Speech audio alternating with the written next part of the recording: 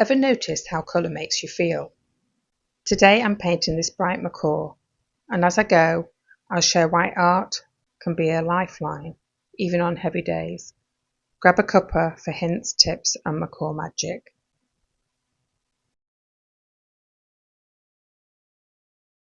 Hi, I'm Chris.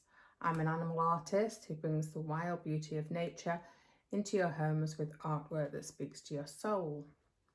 And today I'm going to go through the process of me painting a macaw. And I'm actually painting this because somebody's actually asked me to do it for one of my workshops. And of course, you have to do the original to start with. So this is not a complete tutorial, but it is, I'll give some hints and tips along the way. And this is the finished one. I'm going to be asking you actually at some point during this whether I should have left the background black or not, because I'm actually at this point of going, not sure, but we'll see. Yeah, so let's get going. I've drawn the image in using a pastel pencil. I find pastels easier because it actually doesn't mark completely. You can paint over it or you can rub off it if it's in the wrong place. The first coat I'm going in very watery, very thin. I use a layer by layer method and build the colour up as I go. I'm using acrylics for this, and I'm just putting the impression in there of the feathers.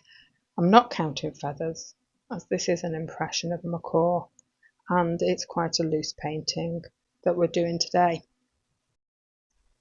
What brings you to art? Are you an artist or like me self-taught? Let me know in the comments. Some of my techniques I've picked up along the way, and some I make up as I go along. Total trial and error, I'm afraid, on this one.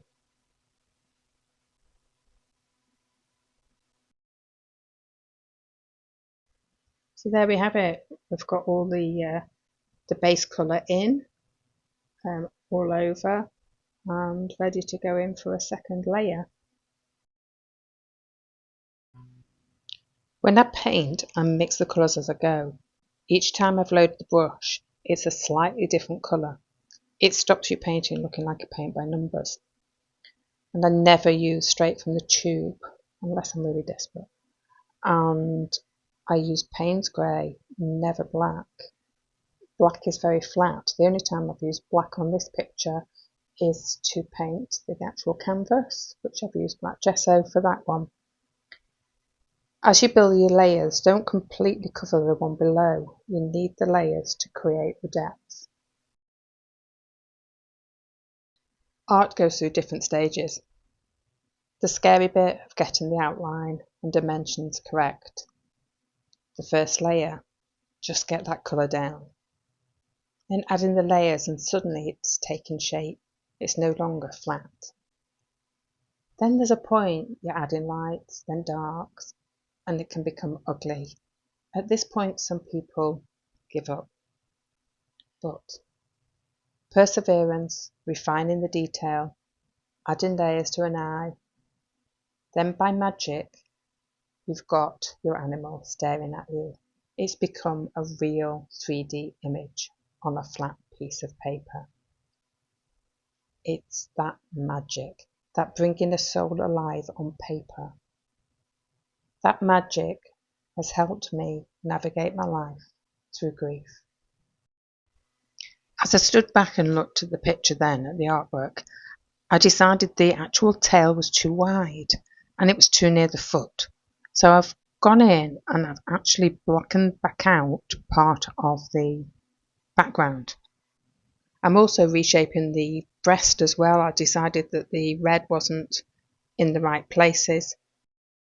This is the beauty of working with acrylics. You can actually go back over, cover up the underlayer and just correct some of your shapings, which is perfect. This really is the layer of lights, darks. Where am I going? Is it going right?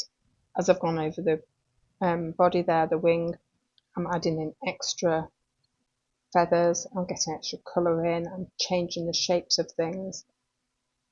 And adding that light in, it really does give it a lift and show where we're going with this bird.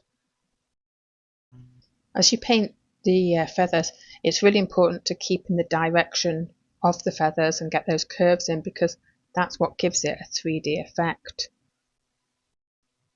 Now we're going back onto the eye. The eye's annoying me a little bit because actually, if I'm honest, it's a bit pale. And I like to get layers in the eyes, and it's a bit of a challenge getting those pale colours and getting them right. But again, sometimes it's just perseverance and try different things. There's a yellowness to the eye, but it can't be yellow. It's got to be quite almost a rich cream. The eyes are so important, so I'm just going to keep persevering here. I'm going to get the pupil in. I'm mixing Payne's Grey with a bit of ultramarine as well. And I'm just going to keep going at that. It already is looking a little bit better now, but it's the iris bit that's right now it's looking a bit grey, but we'll see how it works. So just get to a point though where you have to step away and let it dry before you build another layer. Sometimes you can keep going, and actually all you're doing is mixing with the layer that you've already put on there. So yeah, step away, let it dry, go back in shortly.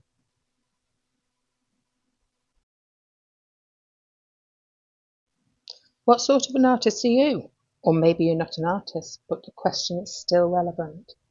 Do you have the calm patience to persevere? Let me know in the comments. Some artists achieve amazing art in a few layers. I have to go for more detail. I won't say perfectionist. There's a point when another brush stroke won't make a difference. On this macaw though, I have to be mindful that I'm going to teach it in a workshop where we will only have a few hours. That's why doing this one is so important. When I teach, I can then skip where it wasn't quite right. I've just launched my first online tutorial. It's crazy that I've actually done that, with 2 more in the pipeline. In those, it's important to also teach how to correct when things go wrong. So there's a fine line between the two. If someone in a workshop did something wrong, then of course I will correct them and show them how to correct. When I'm learning, when I'm doing it, I need to know where I'm going and what I'm doing, which is why this is the practice run, and I'm showing you my practice run. So you might be wondering what's happened to this guy, because he sat on my easel as I'm painting away and I did nothing to him much. But then in the evening, after I'd done the rest, as you'll see as you go along with the video, I did do a little bit more. He still wants finishing, but I will get around to doing that at some point soon. So this is very new, my new channel, and if you like what you see, there'll be more. So please, like the video and press subscribe so you'll see more of me in the future. Comfy painting spot on the sofa, that's why there's a blanket over it. So I'm working at that eye so I can get that glaze in and get the detail round. Sitting down is a lot easier to get into the fine lines of the details, and that's what my intentions are at this point. Art can't fix everything, but it can give your heart a little breathing room. And I think as we get now to these outer layers and these brighter bits of colour, it really is a cheerful bit of artwork. I have to say, birds aren't always one of the things I go to very often because I find them quite hard compared to a Highland cow, which I find quite easy. But this parrot, I have to say, I've enjoyed doing it. It's very loose, it's a loose painting, and I like those colours. I think it's really, really cheerful, and I really do hope you've enjoyed that too on watching me build this up. There's a bit of a way to go yet, but it's slowly getting there.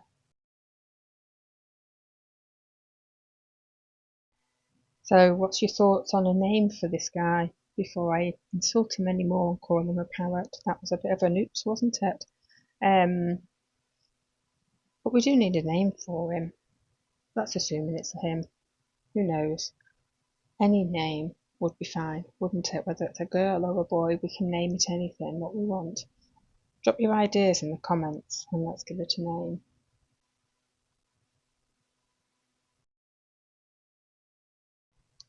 So as I'm filling in these extra layers and getting the final touches onto this macaw, here's a little tip for you if you're using acrylics.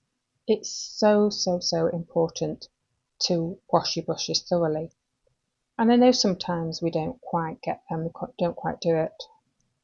So if you haven't, good tip, boiling hot water and just normal washing up soap and wash your brushes in there. Watch you don't burn your fingers because you really do have to just reshape them a bit once you've given them a really good swill around in the water. If you reshape them and then lie them flat, if the round brushes get your point back, if the flat brushes get your surfaces back together, your ends, your tips back flat, and you'll be amazed at how you can bring old brushes back to life that way.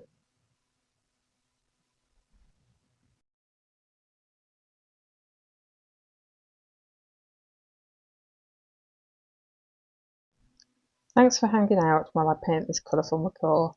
I do hope it brightened your day.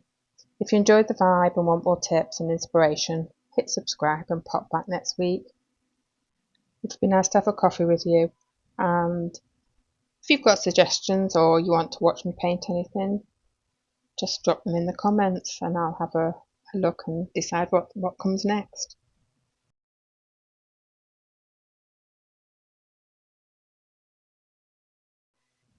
And there we have it, final touches and we're all finished. I did enjoy painting them and it'll be a great addition to my collection. I waited till daylight to do this because in the electric light it wasn't very good last night. So this is the finished piece, and you know, art for me has helped me along a journey in life, and I'll share more of that with you, but it's a journey I wasn't prepared for in any way. I know I'm not alone in those journeys. See you again.